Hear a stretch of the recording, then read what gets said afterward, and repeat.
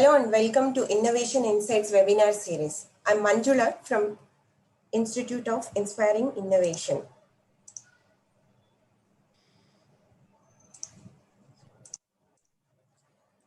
Thank you for joining us on Innovation Insights webinar series, where we bring thought leaders, subject matter experts to the spotlight for sharing their knowledge, experience, models, methodologies, or best practices, essentially for the audience to gain some insights and benefit in their respective innovation, entrepreneurship journeys. This session will have 40 minutes presented by Harsh Pangi on the topic Fundamentals of Patents for Entrepreneurs and Startups, followed by a question and answers. Feel free to type your questions in the chat box. We'll bring them up in the end. Now let's invite our host Naveen Lakur, Chief Innovation Coach at Institute of Inspiring Innovation, to take this webinar forward. Thank you. Hello, everyone. Thank you, Manjula. It's my pleasure to have and invite and host Harsh Pangi. Harsh is a very interesting person with a lot of passion for entrepreneurship. While his education is been in the engineering field and further education happening in intellectual property management and specializing in patents.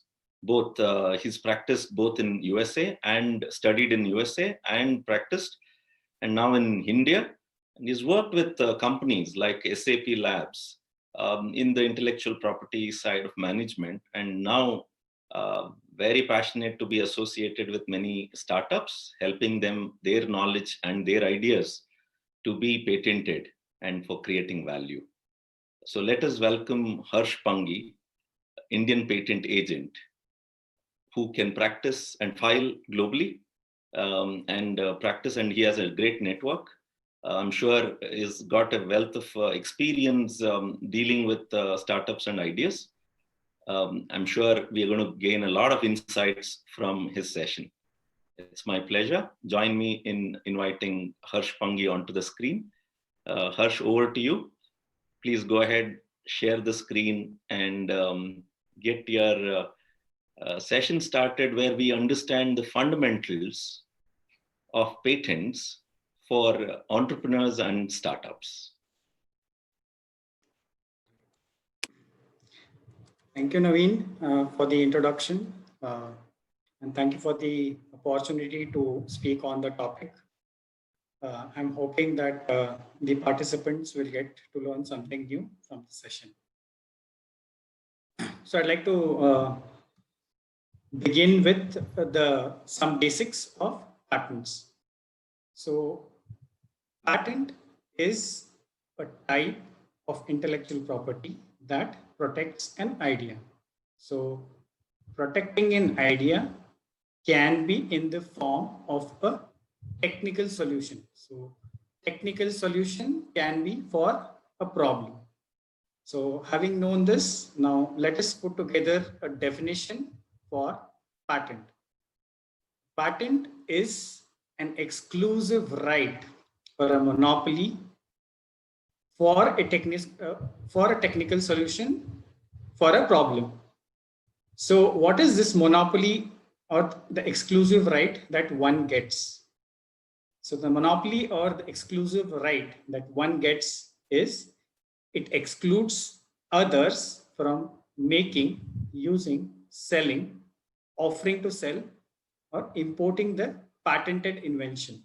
So in whichever jurisdiction or territorial region you get protection, you can prevent others from the activities of using, selling, offering to sell, importing, or making the patented invention. So there are two types of patents. One is referred to as an industrial design or a design patent, and the other type is a utility patent. So we are coming to the term of jurisdiction. Now, jurisdiction is nothing but a territorial right. So when you say that you are getting protection or you are filing a patent in a specific jurisdiction, you get protection in that specific jurisdiction. So patents are territorial rights.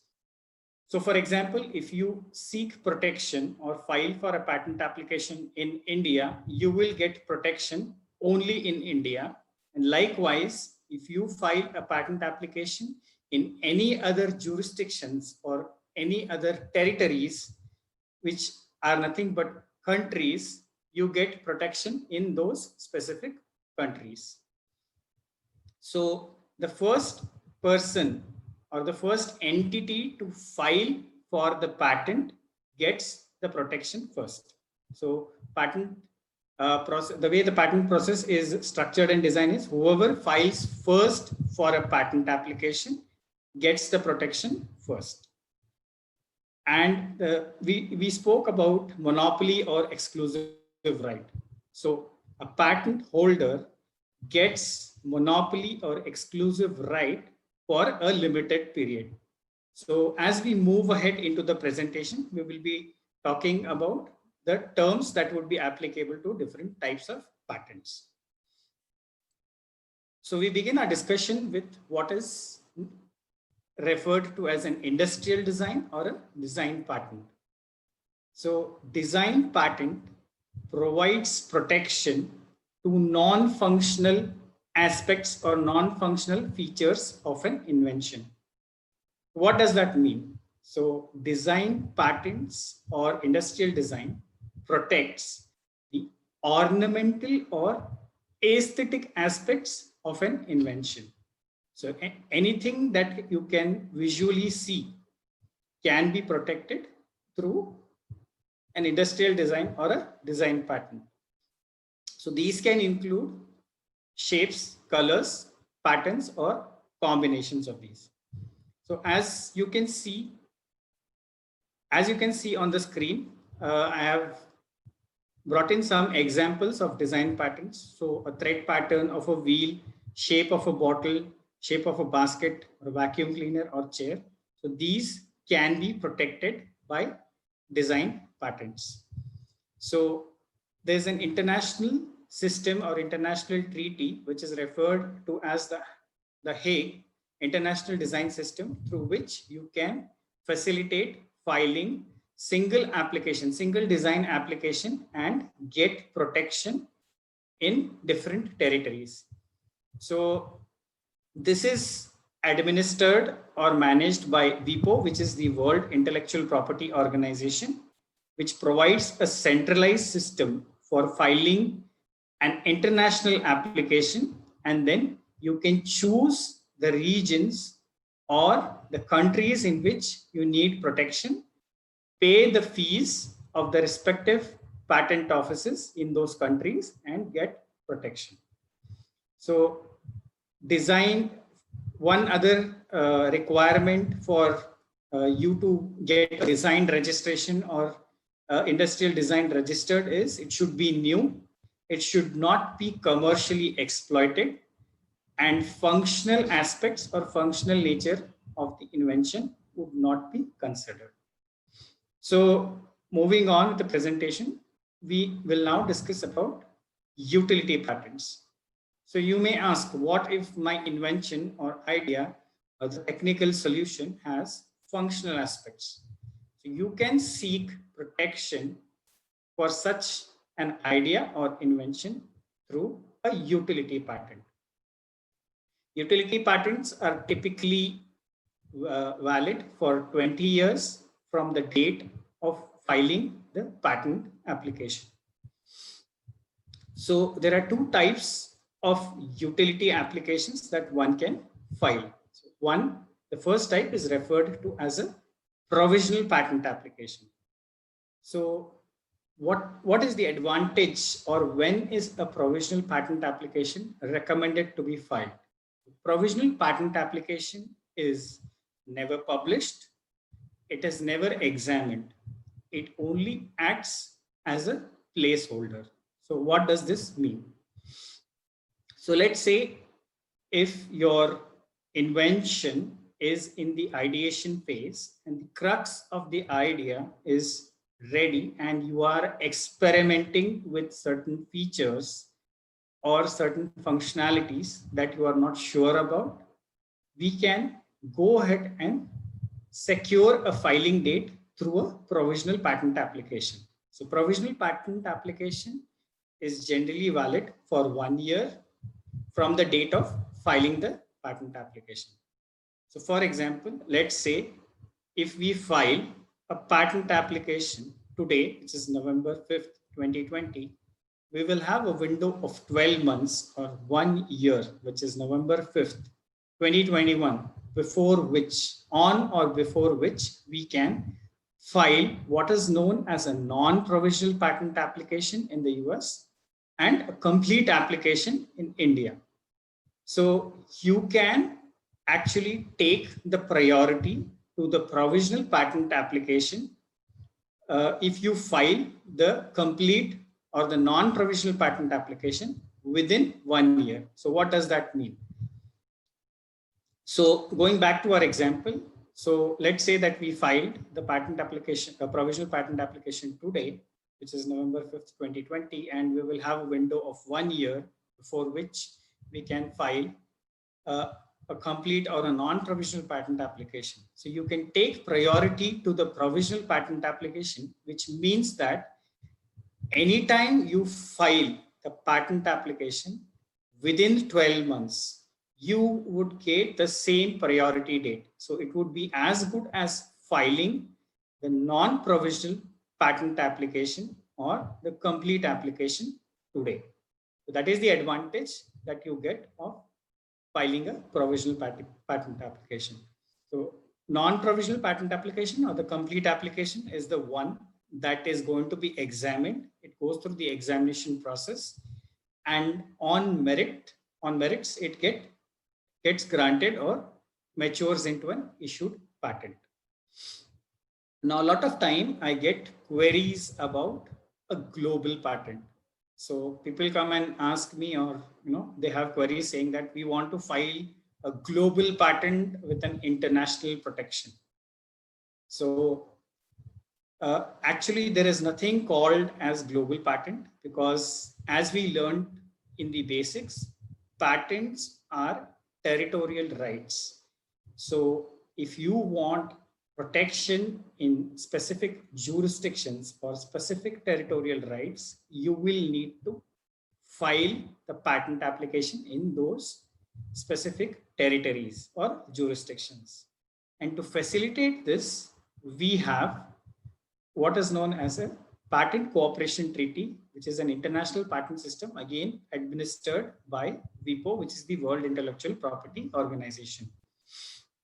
So you can file what is known as an international application through the PCT system and choose the countries in which you need protection. Once you choose the countries in which you need protection, you will need to pay the search and examination fees of the respective countries. So the advantage of a PCT application is it provides a system where you can file a single application and choose the countries in which you want protection. PCT is slightly lengthier in process in terms of examination, because first 28 or 29 months, the application would be in the international phase, and around 30th month or so, it would enter into the national stage of the respective territories for the examination. So what if you're trying to get protection immediately, or you're looking to save on time? So there is something called as a Paris Convention. So within first filing in India, let's say we first file in India today, which is November 5th, 2020, you will have again a window of 12 months before which you can actually file the patent application in other jurisdictions. You need not go through the PCT system, but directly through the Paris Convention, you can file in these countries. So in India, you will have to wait. So once you file the patent application in India, you will have to wait for 6 weeks, after which you can go ahead and file in any other jurisdictions or any other countries within 12 months of the first filing date. So it would be same as filing the patent application today in any other jurisdiction. So as we discussed, that there is nothing called as global patent. You have to either go through a Paris Convention route or the PCT route and choose the countries in which you need protection. Moving on with our discussion, we'll briefly talk about what is patentable. So we discussed in our first slide about protecting an idea through patents. So broadly, your idea should fall into one of these categories: a product or a process, a composition of matter, an article of manufacture, or improvements of any of these. So I think product patents, most of you are familiar. Not give you an example on that. Talking about the process, a simple example that I can give is about shopping on Amazon. So when you open Amazon.com or Amazon.in and then you search for a product, and then the product is listed on the UI, you select the product, you then add it to the cart. That's when the process begins. You selection of the product triggers the process, and you select it, you add it to the cart, then you check out, you select a shipping address, and then choose a payment method and make the payment and complete the transaction. So this is a process which includes a sequence of steps. These can be patented. Talking about compositions, any formulations of creams, formulation of ingredients can also be protected through patents. Article of manufactures, examples include shoe, mouse pad, or let's say saw, hammer. These fall under the category of article of manufactures, or improvements of any of these. Now, broadly, most of the jurisdictions have a basic requirement for allowing or getting a patent granted. So these are defined as novelty, or what is new about the invention or about the idea. Second is the inventive step. So inventive step is the most significant or important step while determining patentability if it does not meet the criteria of novelty. And the third is the utility. Now, let's talk about each of this briefly. So your invention should be new or novel in the world. So what if it is not?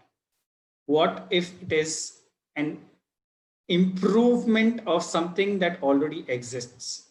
Then the inventive step comes into picture. So it is referred to as a technical effect or technical advancement in the Europe, or non-obvious in the US. And it is referred to as an inventive step in India.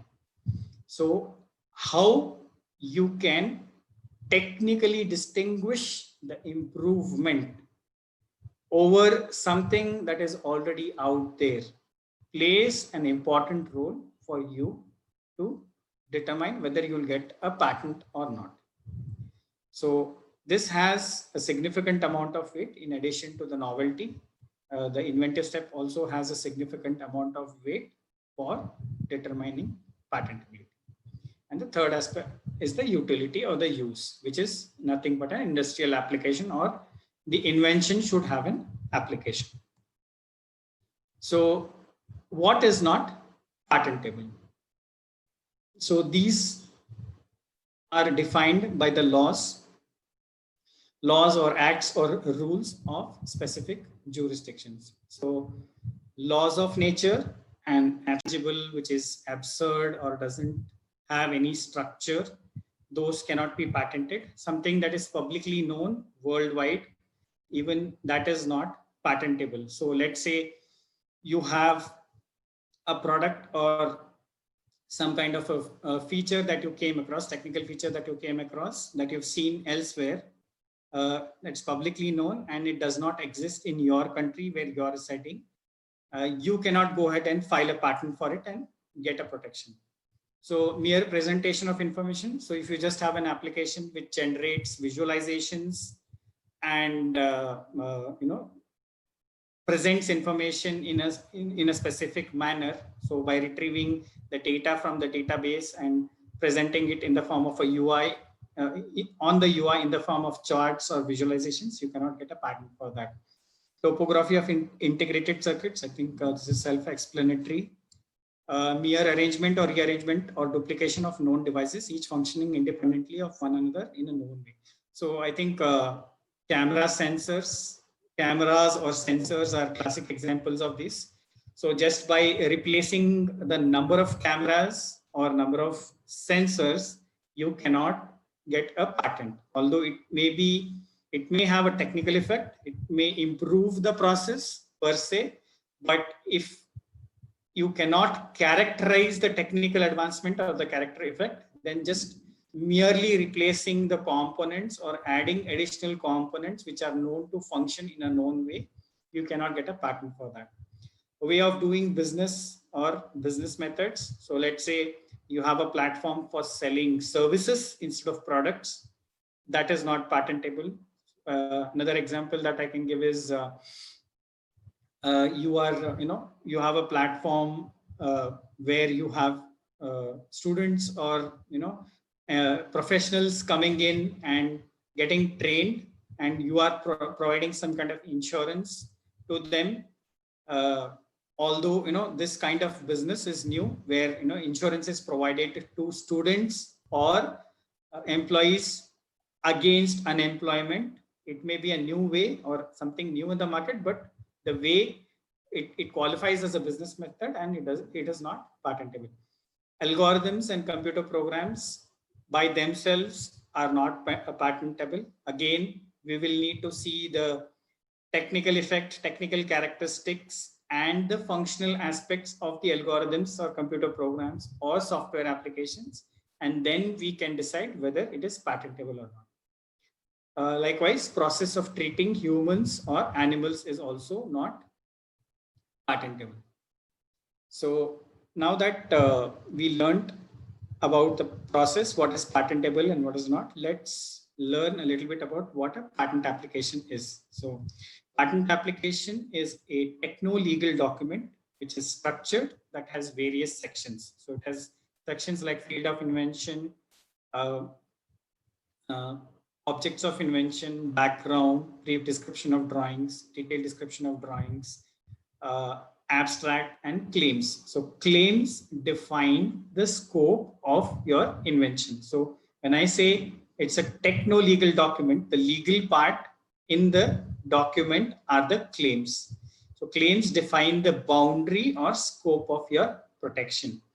So your patent application is always examined on merits. And when I say examined on merits, it is examined in light of the act and the rules in which you have filed the patent application. So a well-drafted patent application can become what is known as a standard essential patent, which is nothing but a part of a standard body or a standard protocol. So you guys are familiar with IEEE Wi-Fi standards. So if you have an invention or a technical solution to a problem, and it is drafted well, the patent application is drafted well, and granted, it might become a part of it may be qualified as a standard essential patent. So one other advantage of a well-drafted patent application is it is able to survive oppositions or invalidity suits. So whenever there is an infringement suit, whenever there is a patent infringement, you go and sue the person who has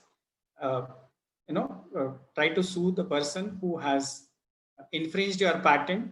They will try to invalidate your patent. So this is how the actual process works. So value of the patent application would be derived only if you are able to license or leverage through licensing or cross licensing, and not just granted. So a lot of times people think that, if you have a granted patent, you are sitting on a gold mine. This is not true. You're going to only derive value out of it if you can license it.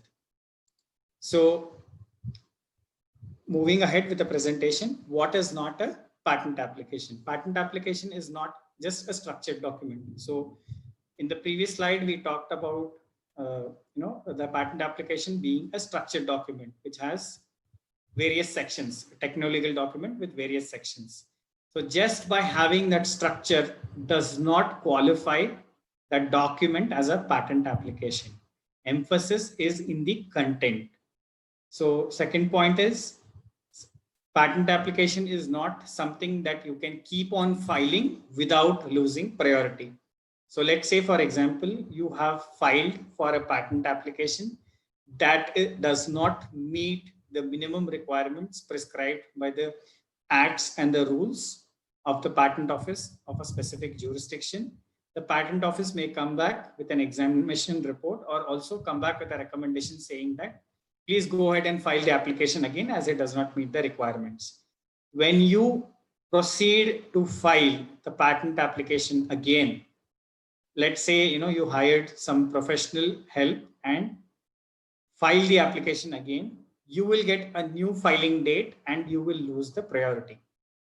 So it's not like again, patent application is not a newspaper or a journal article or a blog. So there are specific sections that are governed by specific rules, or specific sections of the rules and the act.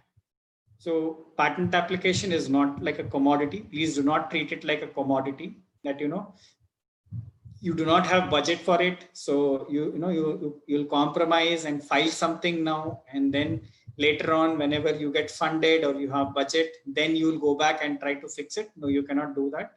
So please don't treat it like a commodity. It is not a substitute for any other type of IP. So intellectual property, there are different types. So patents, trademarks, copyrights are the most common ones, which are commonly popular in all the jurisdictions. So each type of intellectual property is defined or designed to protect specific type of creations of the mind. So IP is nothing but creations of mind. So patent protects ideas, copyright protects expression of ideas. When I say expression of ideas, it can be in the form of a cartoon or a blog post, or it can be a newspaper article or a video content. And trademark protects the brands. So please do not try to file a patent application for a cartoon or let's say a book. You will not get, although you may, you will not get a patent registered for it. So what cannot get you a patent granted? Cause. So a lot of times I get queries saying that, I have designed a solution or trying to solve a problem that will solve a social cause. Now, if that solution meets the criteria defined by the patent office, which includes novelty, technical advancement or technical step, and utility, only then it would be examined on merits and then granted, not otherwise. Second aspect, a reinvented wheel, something cheaper. I think COVID is a perfect example of this. Although there have been a lot of applications filed around PPE kits, ventilators, masks. So unless these meet the criteria defined by the Patent Act, which includes the novelty, the technical advancement or the inventive step, and the utility. Utility has the least weight. Novelty and the inventive step has the significant weight. If it doesn't meet the criteria, you're not going to get it. Something that is cheaper, something that is alternative to your region, you are not going to get a patent granted. Human emotions and effort. Yeah, I have people or inventors come and say, I've worked on this for years, for weeks, I have not slept, I have not eaten. I will buy all of that, but the patent office will not buy it because, like I said, your patent application is going to be examined on merits. Auspicious day. Yeah, I had this experience as well. Somebody wanted to file the patent application so that it would be allowed because it was an auspicious day. So this is not true. Again, emphasis is on the content, on whether it meets the patentability requirements or not. A new utility or a new use, this is very common.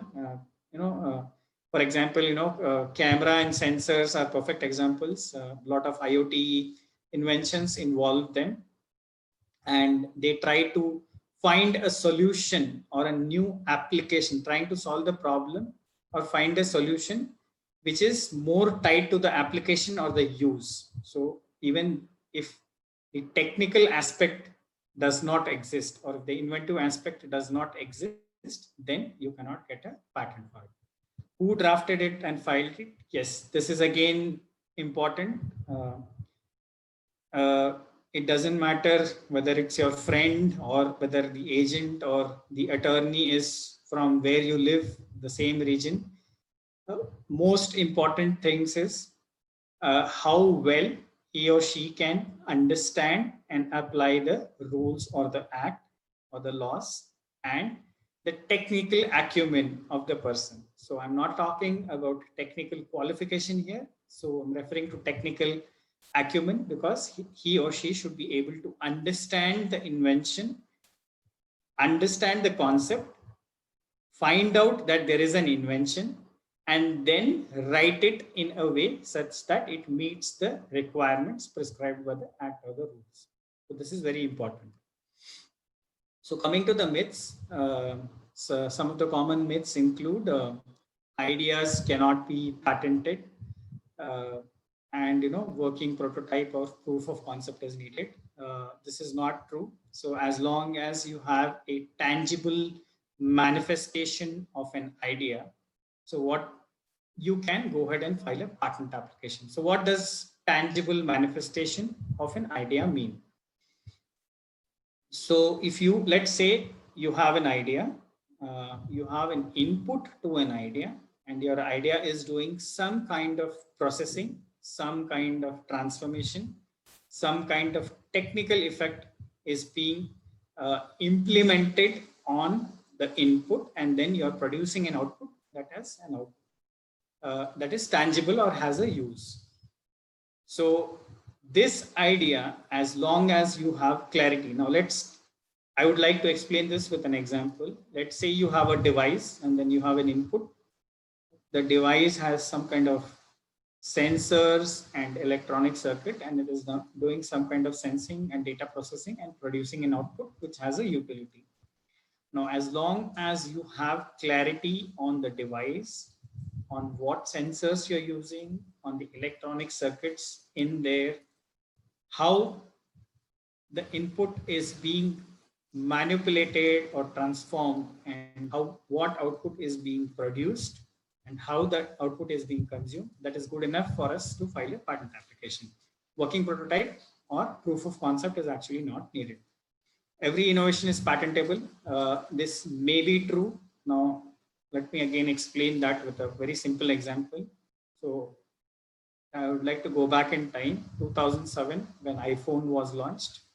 So when iPhone was launched, there was a music player in the market, there was a phone in the market, and there was a web browser in the market.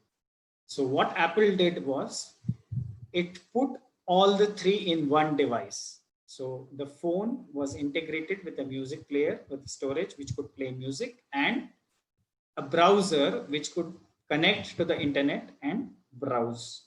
So this is a very simple example of an innovation. Now, if your phone or your browser or your music player meets the criteria of novelty or technical advancement, technical effect, or has an inventive step, then it is patentable. So innovations are generally combinations of solutions, and at least one solution should meet the criteria of patentability for you to have a chance of the patent application to get granted. So third one, this is not in country X, but it exists elsewhere, that cannot get you a patent. Let's say you've seen some product or some patent which is filed in some other country, and you do your due diligence and find out that such a product does not exist in market wide, or patent application does not exist in jurisdiction wide. You cannot file a patent and get a patent for it. Abstract is sufficient. Yeah, a lot of times people come with abstract and ask me to give an opinion.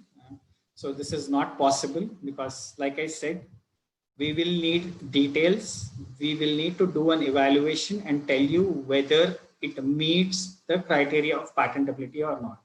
So please do not seek or get an evaluation done based only on abstract, because abstract will not have all the information that is required for determining patentability. So the next is you can file. So let's say your idea is under development. We talked about provisional and complete applications. You don't want to file a provisional patent application and directly file a complete application. You think that, let me work on this and file whatever happens later on. I can add content to it. You file an incomplete application and then try to add content to it. You cannot do that.